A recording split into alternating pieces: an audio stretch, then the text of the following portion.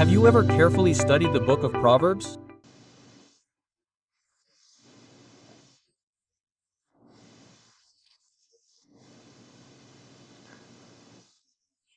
Proverbs is one of the wisdom books of the Bible, that is, a book of wisdom and practical advice.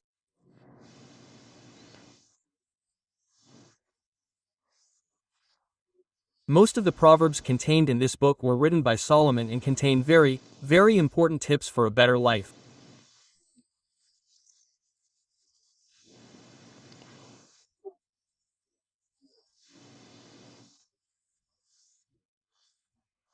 And I was digging through the book and found the word better 13 times at the beginning of a verse, showing us the keys to a better life.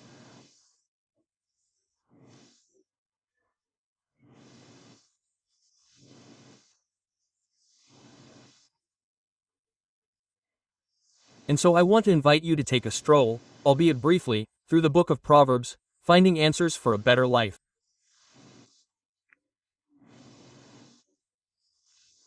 I think we all want a better life, but how? In what way? Where is this life? What path to follow? What path to take? What to avoid? What to do? What not to do? Who to associate with? Who not to associate with? So, let's take a look. Do you want a better life? Let's look at the first concept.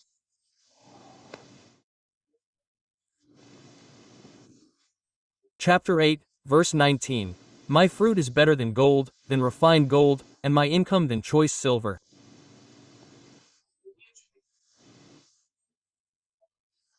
What is he talking about? I was talking about the man who produces, the man who generates income, the man who works, the man who sees prosperity as the fruit of his labor. And that man has much gold, much silver, but it came to him without any effort, without any work. Or sometimes it even came in the wrong way, sinfully, illicitly, dishonestly.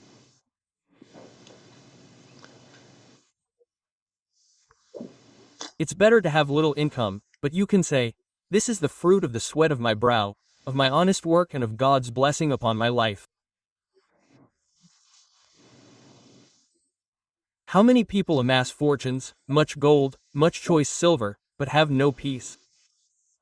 That makes no sense. That doesn't fill the void. That doesn't give meaning to life. That brings neither happiness nor security to them. Second advice, chapter 12, verse 9.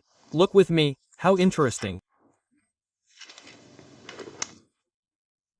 129. It's written, better is he who is little esteemed and does his work than he who is vain and lacks bread.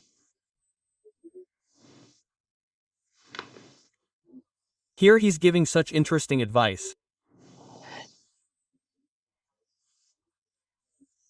It's better to stay where you are, not trying to make a fuss, not trying to tear silk for yourself, not trying to put yourself on a pedestal.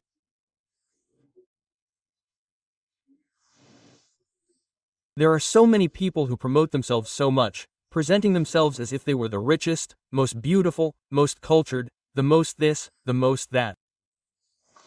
And they lack even the basics. They live on fake news, pride, arrogance, haughtiness of spirit. The text is showing us that better is he who is little esteemed. Be humble.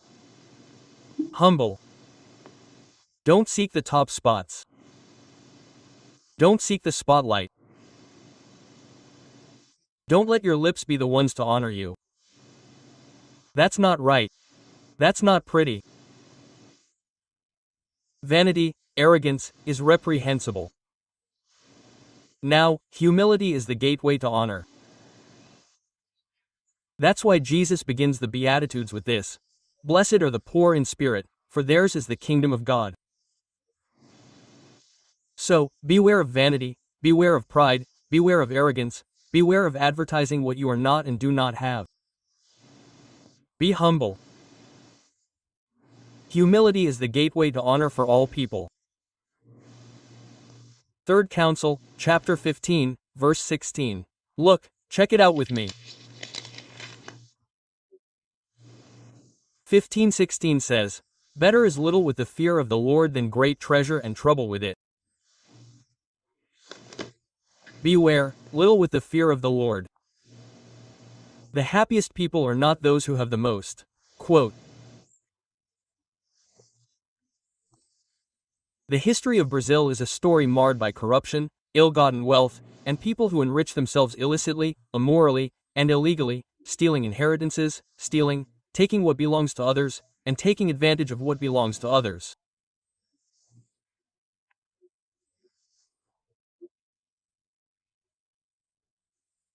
People who solve their financial lives with a stroke of the pen, a deal, an agreement, a parliamentary amendment, a corporate deal where favors flow freely in the depths of negotiations.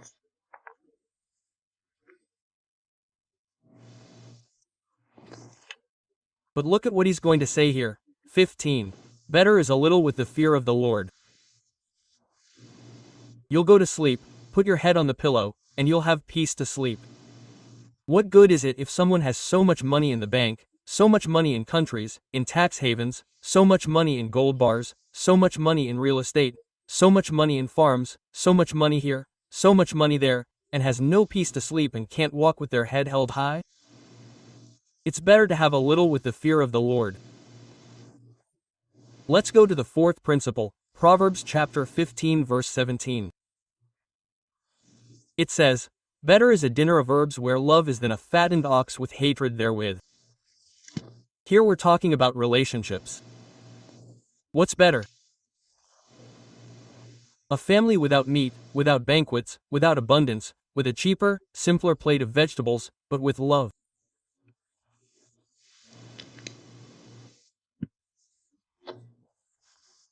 Then you have a fancy, beautiful table, with silverware, porcelain, crystal glasses, and the most expensive food, but no one loves or respects each other.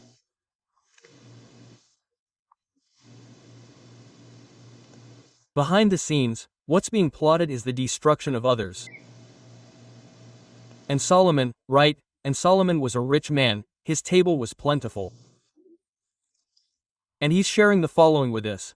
Look, it's better for you to be with your family eating vegetables, eating the simplest and cheapest food possible, but with love, communion, friendship, respect, and sweetness in your dealings, than to live surrounded by so many luxuries.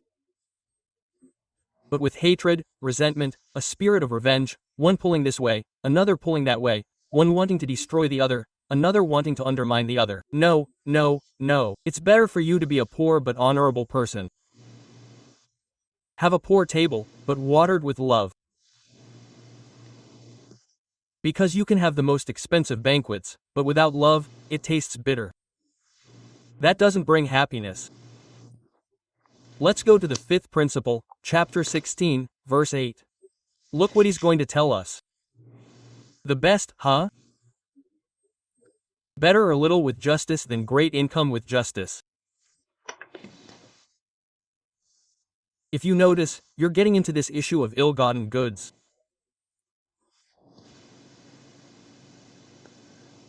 Hey guys, the history of Brazil is a sad story in this sense. I've already read it, and I recommend reading both. Laurentino Gomes' trilogies, 1808, 1822, 1889, Slavery 1, 2, and 3. And you will see that in the history of Brazil, from its colonization, through colonial Brazil, through the Brazilian Empire, through the Brazilian Republic, through contemporary Brazil, the history of corruption is something that is rooted in our culture, rooted to this day. But what does the text tell us?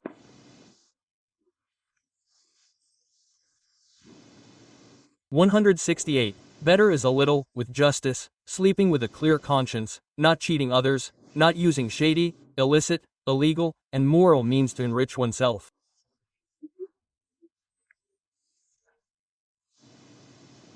This is better than large incomes through injustice. It's no use having a lot of money, but the money in your house is not clean money. The walls of your house were built with blood. That doesn't solve anything. It's better to be poor and walk with your head held high. That's what Solomon is saying. Let's go to the sixth principle. 1619. He says, pay attention, it's better to be humble in spirit with the humble than to share the spoils with the proud. Do you know proud people? Arrogant, puffed out chests, in the air, kings in their bellies. It's better for you to be humble among the humble.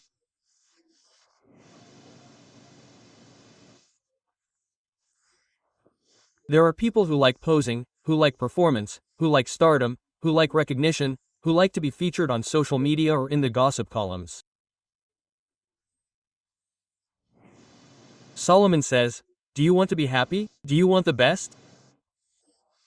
Be humble among the humble than to share spoils with the proud, with the arrogant, with those who tear their faces off in loud laughter at the banquets of life, but who have no true friendship, no genuine love, only self-interest. Self-interest, not true friendship. Here we go, one more principle. Seventh principle, look with me, 1632. It is written, better is a slow-tempered person than a mighty man, and one who controls his spirit than one who takes a city. You see, slow suffering means someone who is long-suffering, patient.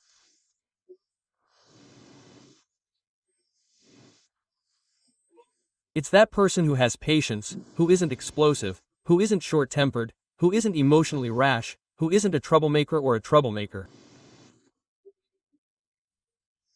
Wherever they arrive, they upset the environment. Where they arrive, they immediately start a fight. Where they arrive, people are pitted against each other. They create enmity between people. The text is saying, better is a patient man than a warrior.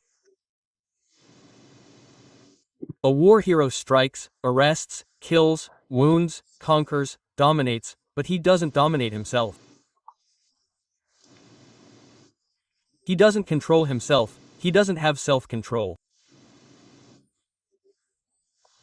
But the patient man has control over his actions, his words, his reactions. He is more of a hero than a war hero. He is more important than someone who conquers a city, because he conquers, controls, and dominates the citadel of his own soul.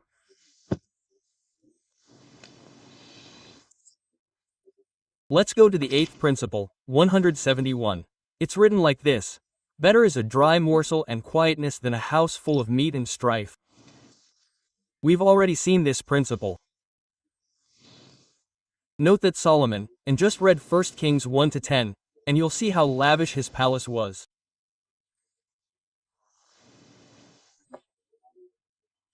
Thousands of people sat at his table every day.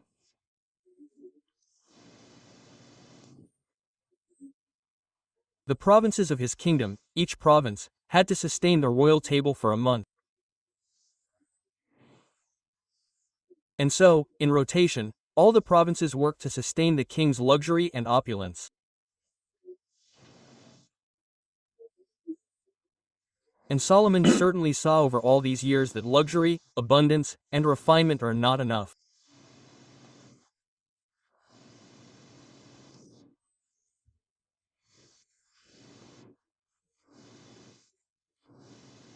If there isn't love, simplicity, friendship, respect, and affection at that table, you see so many banquets, so many parties, so many people spending our $20,000, our $30,000 on a bottle of wine while the next person is starving right next to them, and they do nothing.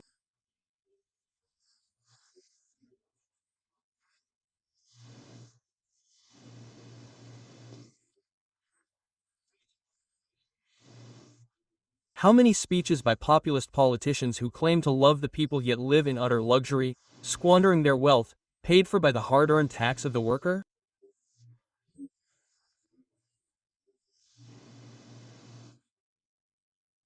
And the text is showing us here. Better is a dry morsel and quietness than a house full of meat and strife. What good is it to have luxury and no peace in your home? What good is it to give a lot of money to your children if they are no friends? What good is it to leave fortunes upon fortunes to your heirs if they don't get along? This is what Solomon is addressing. But let's go to the ninth principle. 17-1. Look at me. It is better to meet a bear robbed of her cubs than a fool in his folly. A bear robbed of her cubs is brave, fiercer than a wild cow when she calves. But facing a fool in his folly is more dangerous. A fool is already a problem. In his folly, he is a problem, compounded. So, run away from a fool. Run away. You'll square off against a fool, you'll argue with a fool, you'll engage in a war of words with a fool, you'll engage in a social media battle with a fool.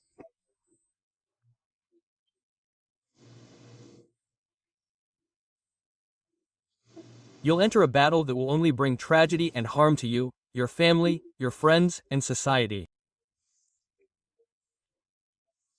Arguing with a fool. Don't get into this fight, everyone will lose. Do you want to live better? Avoid it. But look at 191 with me. Let's go to 191.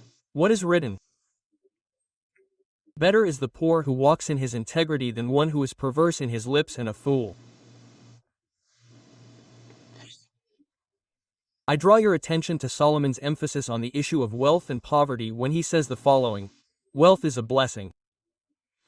He asked God for wisdom. God gave wisdom and wealth. Riches and glory come from you. It is God who strengthens our hands to acquire wealth. Now, wealth without wisdom is a tragedy. There are many foolish rich people. There are many rich people who lack the discernment and wisdom to live a quality life, nor to provide a better life for those around them. So, this is the subject he is addressing here in verse 12, verse 19, in chapter 19. So, pay attention to this. Better is the poor who walks in his integrity, because it is not a virtue to be poor, there is no sin in being rich. There are poor people who walk without integrity. There are poor people who live a life miserably immersed in sin, in the ills of this world. Now, it is possible to be poor and upright. And it is better to be poor with integrity than to be perverse in speech and foolish. The guy speak, start your mouth to blaspheme against God, against your neighbor. It's foolish. Opening your mouth is foolish. It's foolish.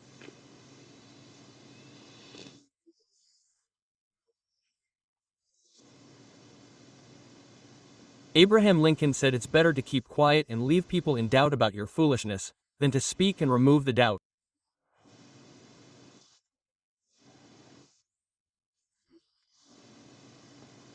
Because when a fool opens his mouth, he only spouts foolishness. Do you know why? Because the mouth speaks from what the heart is full of. Let's go to the other principle. 2119. Look at me. 2119. It is better to live in a desert land than with a rich and angry woman. Hey guys, the desert is not a good place to live. You have no village, you have no city, you have no provisions, you have no water, you have no crops, you have no celery. The desert is a place too hot during the day, too cold at night. There are dangers from wild animals, there are dangers from hostile weather. So the desert is the place you don't want to be there. It's a passing through, not a place to live. But he's saying it's better for you to live in a desert land, with a rich woman. Do you know what a rich woman is? She causes trouble every day. She starts fights every day, she argues every day, she's dissatisfied every day, she doesn't settle for anything, she's not happy with anything, she's not satisfied with anything, she'll always create a fight. Why? Because she's angry. Her problem isn't her husband, her problem isn't her family, her problem isn't her neighbor, her problem is herself. She's angry and she pours it out of her. To those close to her, Solar alone in a desert with all the hardships of the time, than to the rich and angry woman. So it's time for us to keep asking ourselves, so, am I an angry person? Am I a rich person? It's time to stop this. Let's move on to the other point.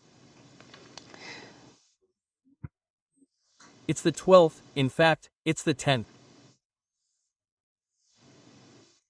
We're on 2119. Now we're going to 2719. 275, 275, look with me, please. This is the second to last one we're going to examine. Of the 13 times the word better appears, beginning verse 275, look what's written. Open rebuke is better than hidden love. What a magnificent lesson. A friend is one who confronts you in private and defends you in public. Open rebuke comes from someone who loves you. A flatterer, will praise you to your face, will stab you in the back. That's what he's saying here, verse 5, look. Open rebuke is better than hidden love. Some people say they love, but they don't love at all. It's just talk, it's just verbiage.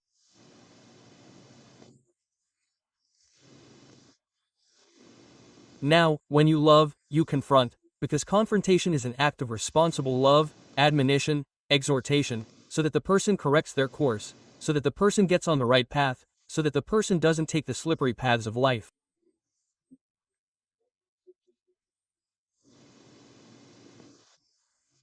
So, if someone comes to rebuke you, correct you, warn you, exhort you, don't reject them. This is a demonstration of love, of care for you. Finally, 13th, how to live a better life.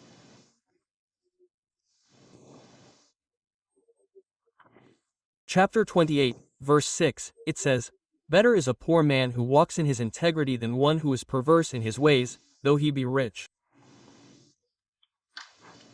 What do you want? If you were to put two scales in your hand, look, you can be rich and perverse, or you can be poor and upright. Which option would you choose? Solomon was the richest man of his time? It's saying something like this: it's better to be poor and upright than to be very rich and wicked. Because life doesn't end in the grave.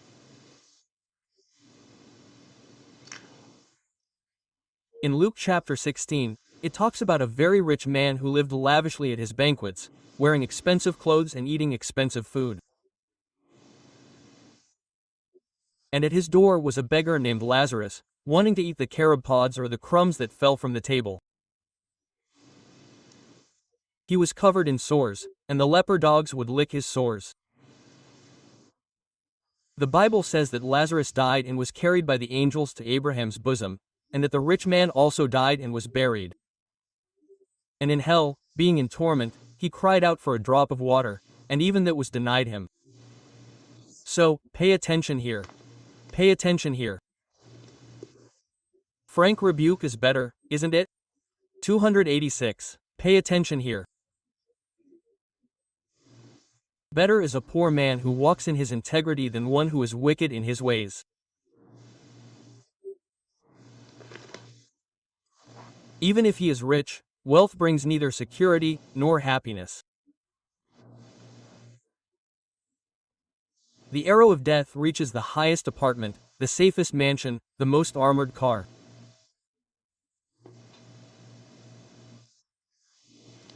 So, choose to be a poor but upright person. The greatest wealth you have is your good name. A good name is better than riches.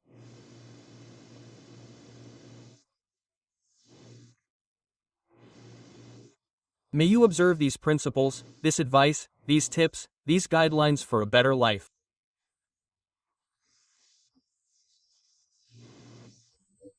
The world is despising these values here. It mocks these values. People sell their souls to the devil to make money, to get rich, to have power, to exploit. But what does it profit a man to gain the whole world, yet forfeit his soul?